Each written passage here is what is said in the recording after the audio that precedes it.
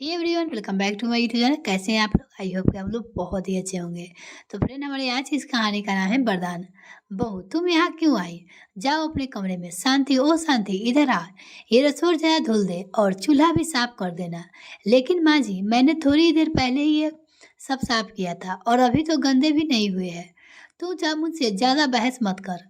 जो कहा है वो कर। बोलते हुए परमिला जी रसोई से बाहर चली आई और उनकी मेड शांति उनके बताए अनुसार काम में लग गई।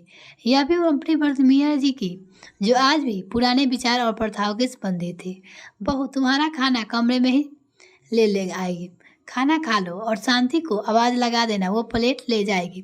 तुम्हें रसोई में आने की ज़रूरत नहीं है। परमिला जी की आवाज़ सुनते ही निधि जी की अपने कमरे में लेटकर फ़ोन चला रही थी उठ गई। अम्मा, मम्मी जी, आप क्यों बिना वजह परेशान हो रही हो? मैं खुद आ जाती हूँ और आपने अपने मुझसे काम करने नहीं दिया। मैं ठीक हूँ मम्मी जी, मुझे कुछ नहीं हुआ है। बहू, ये क्यों बच्चे जैसे हरकतें कर रही हो? तुम्हें नहीं पता है कि इन दिनों तुम रसोई में पैर भी नहीं रखोगी? जो कुछ चाहिए मुझसे या शांति से बता देना। और हाँ, हो सके अपना बेड नीचे अलग फर्श पर लगा लेना, क्योंकि महीने के 5 दिन तुम रोज की तरह नहीं रह सकती। मेरे घर में यही नियम है और तुम्हें भी इसे मानना होगा। और 5 दिनों बाद अपने कमरे के पर्दे, चादर, तकिए, डोरमेट इत्यादि धो लेना। परवीना जी की इतना कहकर बिना कुछ सुने ही निधि के कमरे से दरवाजे पर खाने के प्लेट रखकर चली जाती है। निधि को समझ नहीं आता है कि क्या कहे। आज के समय में पीरियड को छुआछूत मानते हैं। एक तो पीरियड में होने वाली दर्द से वैसे ही उनका मूड खराब था।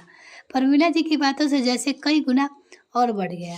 वह खाने की थाली वहीं छोड़कर अंदर आकर लेट गई। विशाल यानी निधि की पति जब शाम को ऑफिस से आया तो उसने देखा खाने की थाली दरवाजे पर खड़ी है। उसे कुछ समझ नहीं आया। वो निधि को बुलाता हुआ अंदर आया गया तो देखा कि निधि लेटी हुई थी। क्या हुआ? ये खाने की थाली दरवाजे के बाहर क्यों रखी है? और आज तुम लेटी हो? अभी तक सब ठीक है ना? तभी शांति बुलाने की आवाज आने लगी। बहू जी, ये चाय ले लो और नाश्ता भी। आपने माँ को नाश्ता करने के लिए बुलाया है। इतना कहकर शांति चली गई। निधि ने, ये सब क्यों हो रहा है? मेरी तो कुछ समझ नहीं आ रहा है। तुम्हारी माँ के साथ कुछ बहस हुई है क्या? रोज तो चाय नाश्ता साथ में करते हो, सब साथ में बैठकर खाते हैं। आज ये सब क्यों? विशाल और निधि के विवाह के अभी 2 महीने ही हुए थे और निधि का ससुराल का पहला पीरियड आया था। इसलिए विशाल को भी कुछ समझ नहीं आ रहा था। उसे लगा कि निधि और परमीला जी में बहस हो गई तभी ये सब हो रहा है। ये सब इसीलिए हो रहा है कि मेरे पीरियड चल रहा है, जिसमें के लिए ना मैं किचन में जा सकती हूँ और ना ही घर के किसी और कमरे में। यहाँ तक कि मम्मी जी ने यही बोल दिया है कि अपने फर्श पर बिस्तर लगा लो और पीरियड खत्म होने के पर चादर, तकिए, पर्दे, डोरमेट सब धुलकर साफ करना होगा। विशाल, साफ सफाई एक अलग चीज़ है और पीरियड में उसका ध्यान भी रखना जरूरी है, लेकिन इस तरह व्यवहार जैसे कोई छुआछूत की बीमारी हो गई है। निधि ने रोते हुए कहा। दीदी, तुम पहले शांत हो जाओ और मेरे साथ बाहर चलो। हम साथ में चाय पियेंगे रोज की तरह। मैं ये न सब मानती हूँ। पीरियड ही तो आए हैं और क्या हुआ? तुम जाकर मेरे लिए अच्छी से चाय बनाओ, मैं अभी चेंज करके आती हूँ। विशाल के कहने पर निधि रसोई में चाय बनाने के लिए चली गई। बहू, तुम्हें एक बार भी बात समझ में नहीं आती क्या? फिर ने गंदी कर दी। शांति अभी चली गई है, अब ये कौन साफ सफाई करेगा? मैंने तुम्हें एक बार बोल दिया है कि ऐसा समय में तुम बस अपने कमरे में रहा करती हो। जो चाहिए मुझे बता देना। तुम यहाँ चाय बनाने क्यों आई हो? मम्मी जी, विशाल ऑफिस से आए हैं तो उनके लिए चाय बना रही हूँ और मेरे आने से रसोई घर से गंदी हो गई। ये बताइए, सुबह से देख रही हूँ कि यहाँ मत जाओ, ये मत छुओ, वेट मत बनाओ। क्यों? तुम्हारे पीरियड चल रहे हैं ना, इसीलिए। पीरियड में रसोई और घर में बड़े काम में नहीं आते। ये मेरे घर का नियम है और कायदा है। ये हमारे पुरखों ने बनाया और खुद इतने सालों से इसका पालन कर रही हूँ। परमिला जी के गुस्से से कहा। लेकिन मम्मी जी, ये कोई छुआछूत की बीमारी थोड़ी है कि मेरे छूने से किसी और को हो जाएगी। पहले का समय कुछ और था। पहले इतनी सुविधाएं नहीं थी। पहले सैनिटरी पैड नहीं थे। लोग कपड़े का इस्तेमाल करते थे। उसे बार बार बदलना और ऐसे में घर में कागजात भाग दौड़ करना पॉसिबल नहीं था, क्योंकि उस समय शारीरिक श्रम ज़्यादा करना पड़ता था। शरीर में होने वाले हार्मोन चेंजेस की वजह से हमारे शरीर का आराम देना होता था। इसीलिए ये सारे नियम बनाए गए थे और समय के साथ साथ लोगों ने इस प्रथा बना दिया।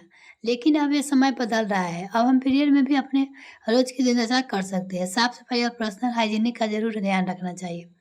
ये तो मैं मानती हूँ, लेकिन इस बार की तरह दूसरी बातें मैं नहीं मानती। तुम आजकल की लड़कियां को तो बड़े की बातों का विरोध करने की आदत हो गई है। आधुनिकता के नाम पर बड़े बूढ़े का बनाए नियम कायदे धज्जियां उड़ाते रहते हो। प्रमीला जी गुस्से से चिल्लाते हुए बोली, मम्मी जी मैं किसी का अपमान नहीं करना चाहती हूँ, लेकिन मैं गलत का साथ भी नहीं दे सकती। माँ निधि सही कह रही है, समय के साथ हम लोगों को बदलना चाहिए। साइंस के हिसाब से तो स्त्रियां ब्लड शुद्ध रक्त शुद्ध करता है, इससे अब छुआछूत कहाँ आ गया। और हाँ, ये भगवान का वरदान है स्त्रियों के लिए।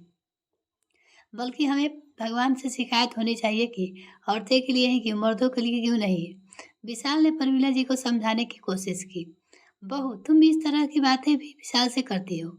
हमारे समय में तो मर्दे के सामने उनका नाम तक नहीं लेते थे पीरियड में। इस बारे में किसी की बात करना, चर्चा करना गलत है नहीं है माँ।